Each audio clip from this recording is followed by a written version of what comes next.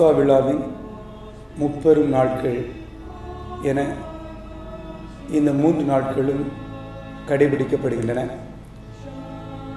ஆண்டவர் இயேசு இறுதி ராவுணவின் போது தன்னுடைய சீடர்களோடு அமர்ந்திருந்து உணவு உண்பதற்கு முன் அவளுடைய பாதங்களை கழுவி பணிவிடையின் அர்த்தத்தை வெளிப்படுத்தினார். அந்நேரம் முதல் அவருடைய உள்ளம் கலக்கத்திற்குள்ளானது.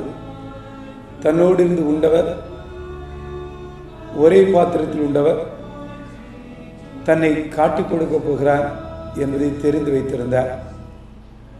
எனவே அவருடைய உள்ளம் வேதனைக்குள்ளானது. இந்த இறுதி இராவுணவு முடிந்தது. ஆண்டவர் இயேசு கெத்செமனி தோட்டத்திற்கு சென்றார். அங்கு உள்ளம் கலக்கமுற்றவராய் வியர்வை சிந்தி ஜெபிக்க தொடங்கினார். தந்தையே, கூடுமானால் இந்த துன்பக்கலம் என்னை விட்டு அகல கடவுது, ஆனால் என்னுடைய விருப்பமல்ல, உமது விருப்பப்படி ஆகட்டும் என்று சொல்லி ஜெபித்தார். ஜெபித்த நம் ஆண்டவர் இயேசு கிறிஸ்து சீடர்களை உற்று நோக்கிய பொழுது அவர்கள் தூக்க கலக்கத்திற்குள்ளானதை கண்ணுற்றார்.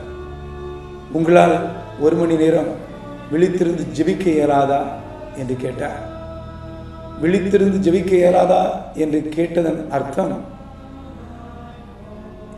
எந்த அளவுக்கு சீடர்கள் சமூக அறிவோடு இருக்கிறார்கள், தன்னை பற்றிய தெளிவோடு இருக்கிறார்கள் என்பதை உணர்ந்து கொள்வதற்காகத்தான் இந்த கேள்வியை கேட்டார். தான் விழித்திருந்தால், தான் தன்னை பற்றி அறிவை அதிகம் பெற்றிருந்தால், இவ்வாறு அநியாயமான நிலையில் அட்டூழியம் செய்கின்றவர்கள் தன்னை கொலைகளத்திற்கு கொண்டு செல்ல தேடிக்கொண்டிருக்க மாட்டார்கள் என்பதை அறிந்துதான் இந்த கேள்வியை கேட்டார்.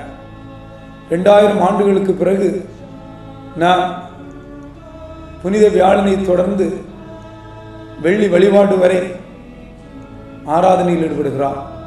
எதற்காக?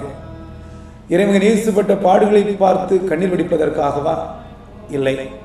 ஆண்டவர் அன்றே சொல்லிவிட்டார், எனக்காக அழ வேண்டாம், உங்களுக்காக உங்கள் பிள்ளைகளுக்காகவும் அழுங்கள் என்று. இங்கே நாம் விழித்திருந்து ஜெபிக்கிறோம் என்றால் அன்று ஆண்டவர் சொன்ன வார்த்தையை நினைவு கூறுகிறோம். 1 மணி நேரம் கூட நம்மால் விழித்திருந்து ஜெபிக்க இயலுமா என்பதை ஆய்ந்தறிந்து கொண்டிருக்கிறோம்.